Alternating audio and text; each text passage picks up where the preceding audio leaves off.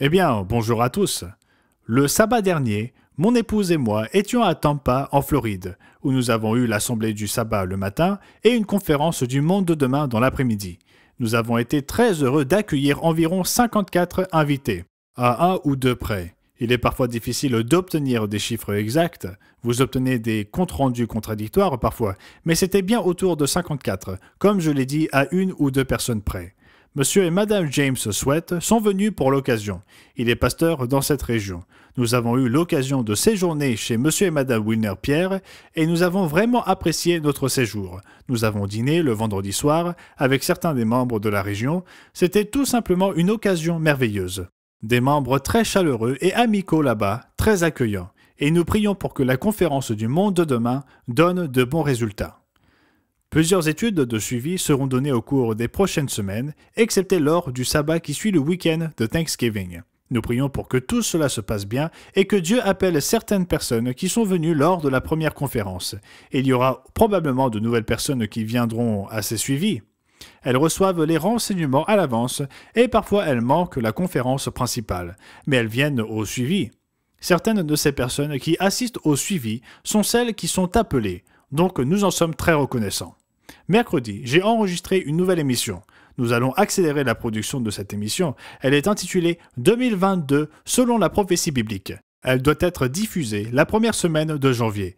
Et sa réalisation doit être accélérée parce que même s'il y a presque 7 semaines, 6 à 7 semaines, avant cette date, elle doit être éditée pour être adaptée pour chaque station. En d'autres termes, les différentes stations utilisent des éditions différentes avec des numéros de téléphone pour que nous puissions identifier d'où proviennent les réponses. Et donc, il y a plusieurs éditions qui doivent être faites. Ensuite, nous devons les faire parvenir aux stations à temps pour qu'elles puissent vérifier ces émissions avant de les diffuser, car elles les examinent pour s'assurer qu'elles sont conformes à leurs directives. J'ai choisi de passer en revue l'année précédente parce que l'émission 2021 selon la prophétie biblique que j'ai présentée l'année dernière a annoncé une seule tendance à surveiller pour 2021 et c'était catastrophe sur catastrophe ou malheur sur malheur.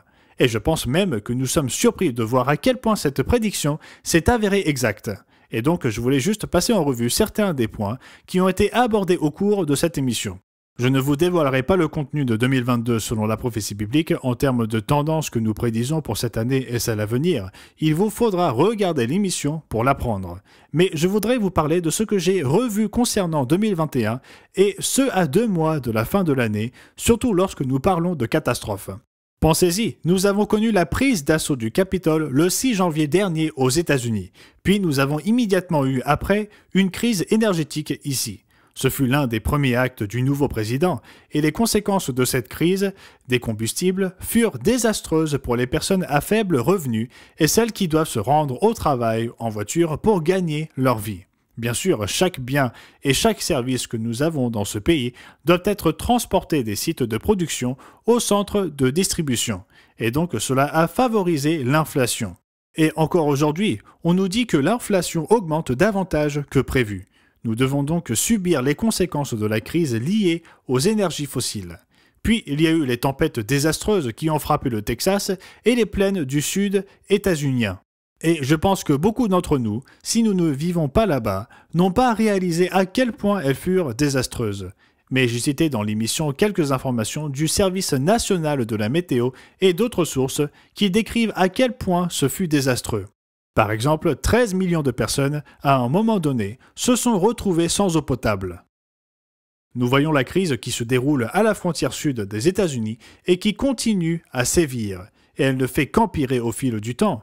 Nous avons eu le variant Delta et la poursuite de la pandémie de Covid-19.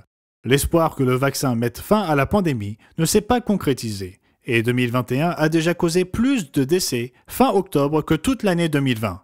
Et cela s'avère d'être plus létal cette année que l'année dernière. Une cyberguerre silencieuse est en cours, et c'est quelque chose qui se déroule partout dans ce pays. Des individus essaient d'accéder à nos serveurs et toutes les entreprises y sont confrontées. Mais c'est une guerre qui est en cours, c'est littéralement une guerre. En fait, en lisant un livre à ce sujet, j'ai appris que certaines compagnies d'assurance ont renoncé à verser des indemnités à diverses entreprises parce qu'elles considèrent cela comme un acte de guerre. Je pense que nous ne réalisons pas toujours à quel point la situation s'aggrave, mais nous avons eu la fermeture de l'oléoduc Colonial Pipeline ainsi que la fermeture de JBS, la plus grande entreprise au monde de conditionnement de la viande, ce qui a eu des répercussions non seulement ici, mais aussi en Australie. La manière embarrassante dont les États-Unis se sont retirés d'Afghanistan aura des répercussions sur l'avenir. Nos ennemis se frottent les mains, comme ils disent, et nos amis réévaluent leur relation avec nous parce qu'ils ont perdu toute confiance en nous. Et cela aura des conséquences à l'avenir. Nous entendons parler tous les jours de la rupture de la chaîne de l'approvisionnement et les gens s'inquiètent toujours de savoir s'ils recevront leurs cadeaux de Noël. Nous voyons les choses sous un angle différent, mais lorsque nous allons dans les magasins et que nous voyons certains articles manquants ou des étagères vides, nous réalisons ce qui est en train de se produire. L'approvisionnement, toute la chaîne d'approvisionnement est en train de s'effondrer. Et je n'ai même pas évoqué la fissure du pont qui enjambe le fleuve Mississippi à Memphis. Il est de nouveau opérationnel après une fermeture d'environ 3 mois.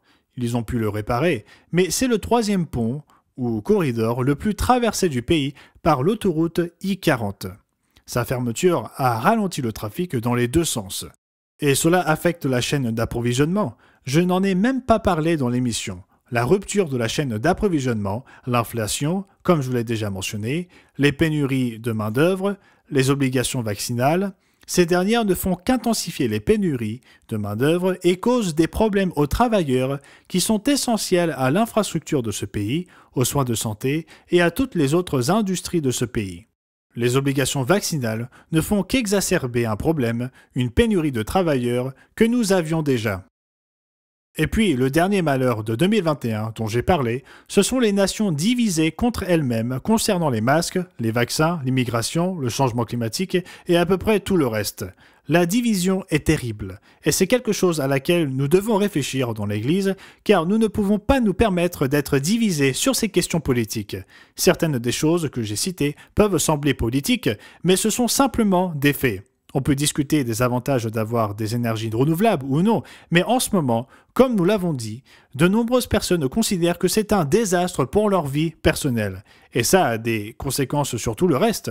Donc même si nous ne voulons pas faire de politique, nous ne pouvons pas éviter la réalité de la situation. Tout comme le 6 janvier, et là il s'agit de l'autre parti politique qui a une responsabilité dans cette affaire, mais il y a des controverses autour de cet événement. Mais néanmoins, nous devons reconnaître que beaucoup de choses se passent aux États-Unis. Je n'ai que brièvement évoqué le fait que 65% des États-Unis, principalement dans l'Ouest, ont connu une grave sécheresse, voire extrême, l'année précédente. Je n'ai pas mentionné les pénuries d'engrais et le coût des engrais qui a presque doublé dans certaines régions, et comment cela affectera notre approvisionnement alimentaire à l'avenir. Il y a tellement de choses qui ont été désastreuses cette année. Et véritablement la prédiction qui provient directement du chapitre 7 d'Ézéchiel au verset 26, « Malheur sur malheur » est en train de s'accomplir. Je voulais donc partager ces éléments avec vous.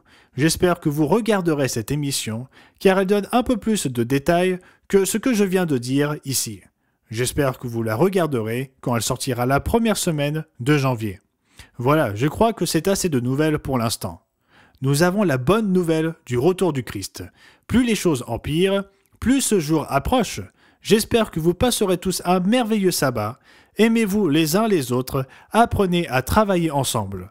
C'était Gérald Weston pour la semaine se terminant le 13 novembre 2021. Passez un merveilleux sabbat.